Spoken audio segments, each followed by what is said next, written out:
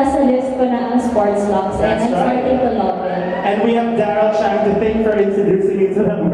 That Yes, kind of thanks, trend. Ate Darren! All And right. BJ! And BJ, of course. All right, so I want to ask you this. Now, the shoes can make or break an outfit. Everybody knows that. And people, especially your fans, look at your OOTDs. Now, what kind of shoes are you into? Are you a flats or a heels kind of girl?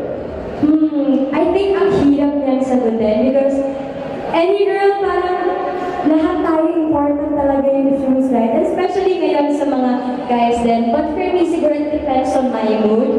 And usually on a normal day, I would prefer wearing ballet flats, sneakers, anything comfy. But for my work, syempre, may wedge, we have pumps, and something na iba. So, it depends on my mood. Ang hirap pumili. Okay, so one last question is, what advice can you give all your fans out there when they're, their outfits ready and they're choosing their shoes? What piece of advice can you give your fans out there in terms of choosing the right footwear? When it comes to choosing the right footwear, of course, the number one rule siguro when buying a shoe, important talaga yung comfortable ka. Something na may represent yung personality mo, hindi yung